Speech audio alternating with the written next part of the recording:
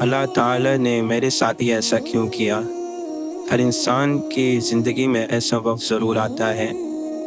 جب وہ یہ کہہ دیتا ہے کہ اللہ تعالیٰ نے میرے ساتھ ایسا کیوں کیا، جب وہ کہنا چاہتا ہے کہ اللہ تعالیٰ نے میرے ساتھ ایسا کیوں کیا، یعنی وہ یہ سوچتا ہوتا ہے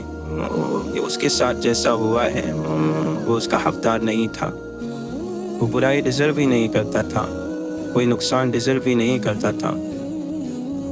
ایسا ہم اس لیے کرتے ہیں کیونکہ ہمیں یہ معلوم ہی نہیں ہے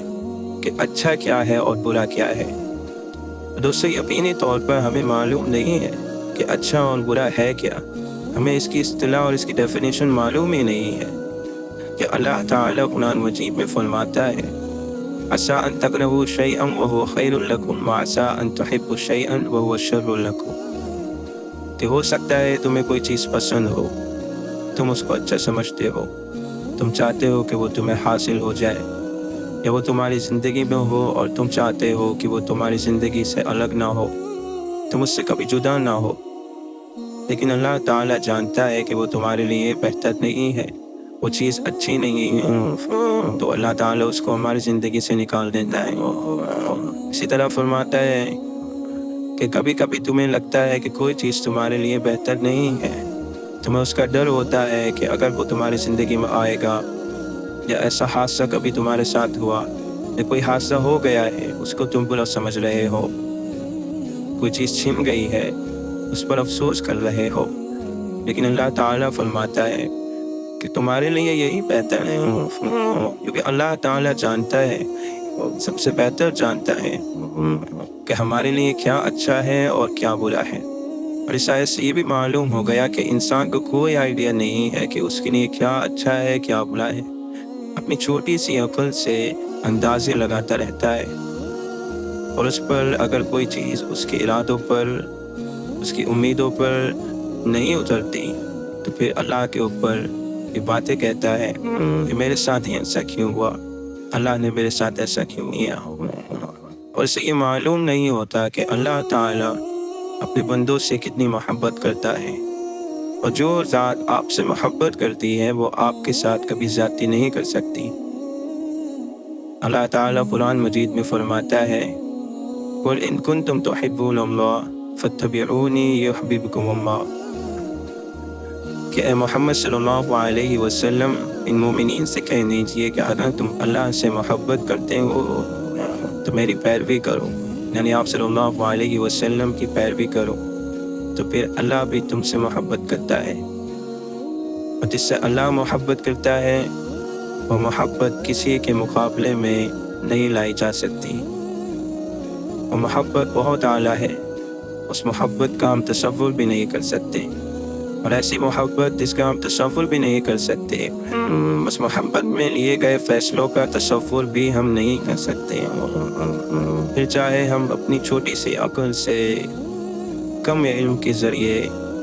جو چند سالوں کا علم ہے، 20 30 40 سالوں کا علم ہے، اور وہ بھی ان چیزوں سے جو ہم دیکھتے ہیں، جن کو ہم آبزرو کرتے ہیں، بہت سی چیزیں تو ایسی ہیں جو ہم دیکھ بھی نہیں پاتے، اس محدود علم سے ہم یہ فیصلے کرتے ہیں کہ اللہ نے یہ چیز نعوذ باللہ اچھی نہیں، فلاں چیز اچھی نہیں کی، اور ہم اس وقت کیا سوچتے ہوتے ہیں کہ اللہ تعالیٰ نے ہم سے کوئی بدلہ لیا ہے، اللہ تعالیٰ کو ہم سے کوئی دشمنی ہے، نعوذ باللہ، اللہ تعالیٰ کو تو ہم سے کوئی فرق بھی نہیں پڑتا،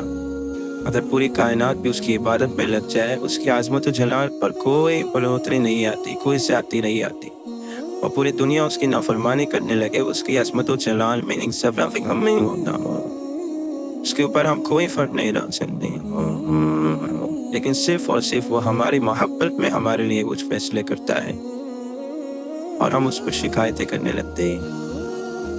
اور یقینی طور پر یہ چیزیں انہی کے ساتھ بھی ہوتی ہیں جن سے اللہ محبت کرتا ہے۔ اللہ کے نبی صلی اللہ علیہ وسلم ایک ایسی ذات ہے جن سے اللہ تعالیٰ سب سے زیادہ محبت کرتا ہے، لیکن اس کے باوجود جب اللہ کے نبی صلی اللہ علیہ وسلم پر قرآن اترنا شروع ہوا، اس کے بعد آپ صلی اللہ علیہ وسلم کی زندگی میں جو مصیبتیں اور پریشانیاں آئیں اس کا ہم تصور بھی نہیں کر سکتے، اگر ایسی پریشانیاں ہماری زندگی میں آ جائے تو ہم تو لگتا ہے کہ کچھ بھی نہیں پائیں گے، لیکن اللہ کے نبی صلی اللہ علیہ وسلم نے کبھی بھی اپنے کام کو نہیں چھوڑا، اللہ سے کبھی شکایت نہیں کی۔ آپ صلی اللہ علیہ وسلم کی زندگی ہمارے لیے ایک نمونہ ہے۔ ہم قرآن مجید میں ایسے کتنے واقعات ہیں کہ اگر ہم جو پریشان ہوں، جب ہمارے دل میں یہ شکایت ہو کہ اللہ نے میرے ساتھ ایسا کیوں کیا، اس وقت اگر ہم قرآن کھول لیں اور اس کو پڑھیں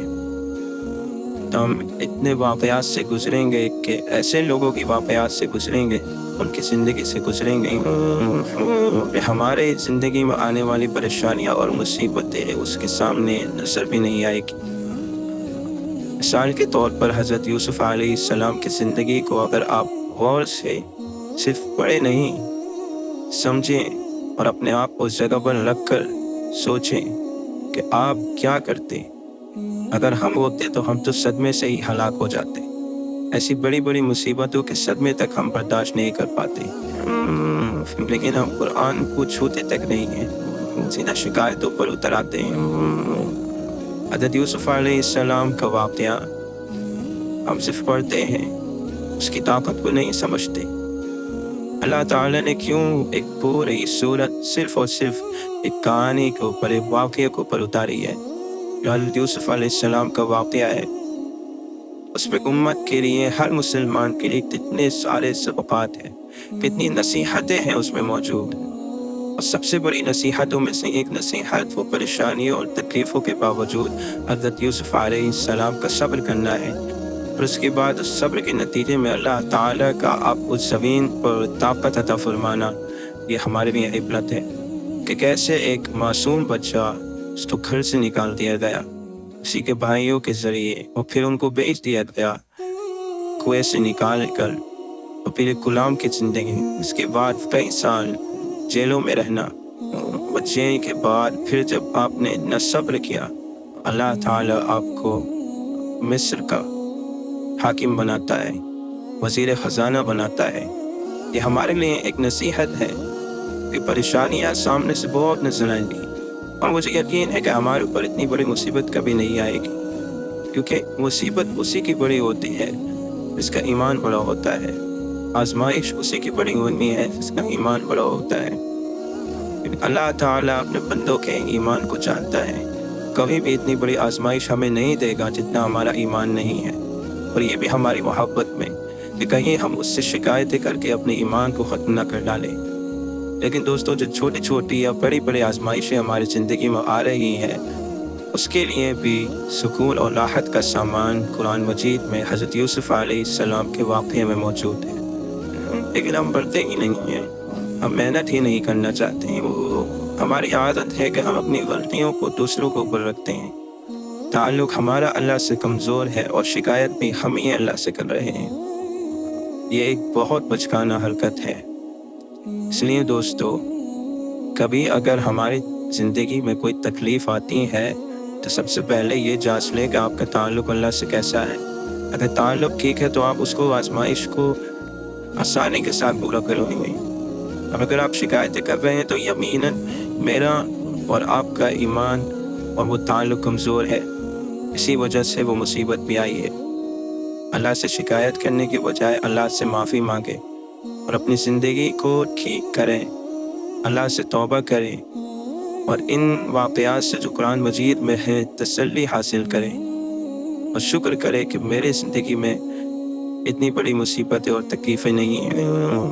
اتنی لوگوں کی زندگی میں آئی۔ اللہ تعالیٰ سے دعا ہے کہ وہ ہم سب کو صبر کرنے والا، اللہ کی نعمتوں پر شکر کرنے والا بنائے۔